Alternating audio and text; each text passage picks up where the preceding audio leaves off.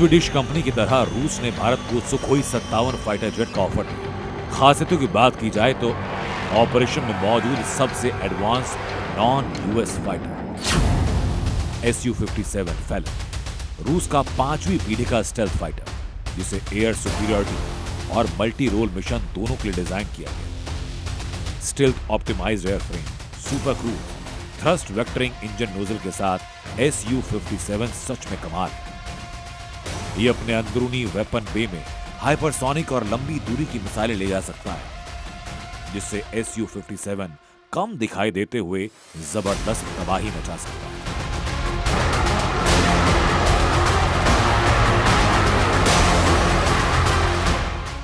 भारत ने भले ही रूस के Su-57 को लेने का इरादा नहीं बनाया, लेकिन भारत की ताकत अब और ज्यादा खतरनाक होने जा रही है।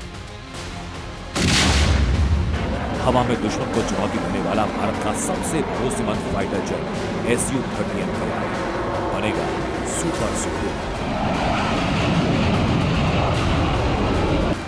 सरकार ने भारतीय वायुसेना की ताकत बढ़ाने के लिए एक ऐतिहासिक फैसले की तैयारी की है और इस फैसले का सीधा असर भारत की सुरक्षा पर होगा। दरअसल भारत सरकार Su-30 MKI लड़ाकू विमानों को बड़े स्तर पर अपग्रेड करने जा रही है और इस योजना को नाम दिया गया सुपर सुखोई अपग्रेड प्रोग्राम। इसके तहत भारतीय वायुसेना के 80 से ज्यादा Su-30 MKI फाइटर जेट्स को नई और अत्याधुनिक तकनीक से लैस किया जाएगा। ये कोई मामूली तकनीकी सुधार नहीं, बल्कि एक ऐसा अपग्रेड है जो Su-30 MKI को आने वाले 20 से 25 साल तक युद्ध के लिए पूरी तरह सक्षम बनाएगा। आज जो भारत को 2 मोर्चों पर चुनौतियों का सामना करना पड़ रहा है, तब ये फैसला बेहद है। सवाल ये कि सुपर सुखोई में नया क्या होगा। तो सुखोई को मिलेगा नया और हाईटेक आईएसआर रडार, बेहतर electronic warfare system, advance avionics और मिशन कंप्यूटर, लंबी दूरी तक दुश्मन को ट्रैक और मार करने की क्षमता, यानी पहले से और ज्यादा पावर, ज्यादा सटीक हमला और ज्यादा सुरक्षा। इस पूरे अपग्रेड प्रोजेक्ट की जिम्मेदारी दी जाएगी हिंदुस्तान एरोनॉटिक्स लिमिटेड यानी HAL को। सीधा मतलब मेक इन इंडिया को मजबूती और देश में रक्षा उत्पादन को बढ़ावा। इस फैसले के साथ भारत ने संदेश दिया कि दुश्मन चाहे कोई भी हो, भारत अपनी हवाई सीमाओं की सुरक्षा के लिए पूरी तरह तैयार है।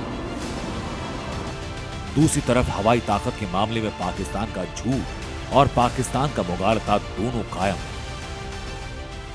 पाकिस्तान अपनी फौज की धौंस दिखाने के लिए बेसिर पैर की बातें करता है, झूठ गढ़ता है, फेक नैरेटिव बनाता है, लेकिन ये सारे नैरेटिव उस वक्त फेल साबित हुए, बल्कि नैरेटिव की सच्चाई सामने आ गई ऑपरेशन सिंदूर में। ऑपरेशन सिंदूर के दौरान भारत के ब्रह्मोस ने पाकिस्तान पर ऐसा कहर बरपाया कि पाकिस्तान न सिर्फ घुटनों पर आया, बल्कि सीज फायर की रहम भी मांगने लगा।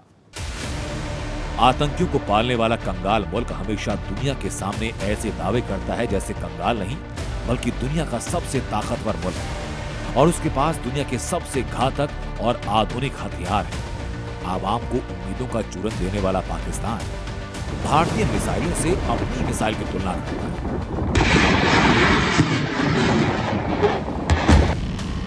तुलना करता है ब्रह्मोस से। पाकिस्तान पहली बार वर्ल्ड डिफेंस शो 2026 में तैमूर क्रूज मिसाइल सार्वजनिक तौर पर पेश करने जा रहा है। पाकिस्तान एयरफोर्स 3 जनवरी 2026 को Taimur air launch cruise missile की कामयाब परीक्षण की घोषणा कर चुकी थी। इशारों में इसे फील्ड मार्शल मुनीर और उसके प्यादों ने तुलना ब्रह्मोस से की। टेक्नोलॉजी, रेंज और क्षमता के हिसाब से देखें तो पाकिस्तान की तैमूर क्रूज मिसाइल भारतीय ब्रह्मोस की तुलना में काफी कम क्षमता वाली है।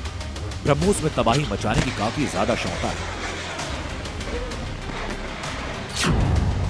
ब्रह्मोस एक supersonic cruise missile, speed 2.8 Mach से 3.0 मैक के बीच, जबकि तैमूर एक सबसोनिक क्रूज मिसाइल जिसकी पाकिस्तानी सेना के मुताबिक स्पीड 0.8 मैक से 0.9 मैक के बीच। ब्रह्मोस का इंजन एडवांस और काफी ज्यादा शक्तिशाली, जबकि तैमूर अभी भी पुराने पैटर्न से थोड़ा अलग है। ब्रह्मोस मिसाइल की रेंज 290 किलोमीटर से आगे बढ़ाई गई। ब्रह्मोस 2.0 की रेंज 800 किलोमीटर के आसपास। पाकिस्तानी तैमूर की रेंज पाकिस्तान की सेना ने 600 किलोमीटर बताया। ये तमाम आंकड़े बताते हैं कि ब्रह्मोस तैमूर से काफी ज्यादा घातक है और जमीन से आसमान तक, आसमान से समंदर तक किसी भी जगह से पाकिस्तान पर दागी जा सकती है।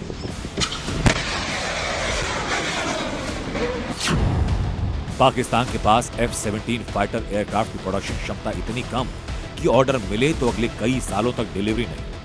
पाकिस्तान ने 2000 के दशक से JF-17 का सीरियल प्रोडक्शन शुरू किया और अब तक सिर्फ 175 से 180 एयरक्राफ्ट बना पाया। इसमें विदेशी कस्टमर को सप्लाई की गई सभी यूनिट शामिल है। यानी 17 सालों में पाकिस्तान ने 11 विमान प्रति वर्ष के हिसाब से बनाए हैं। वायदों के मुताबिक पाकिस्तान को अजरबैजान को ही 40 विमानों की डिलीवरी करने में 3 साल से ज्यादा वक्त लगेगा। तो फिर बाकी देशों को डिलीवरी कैसे दे पाएगा?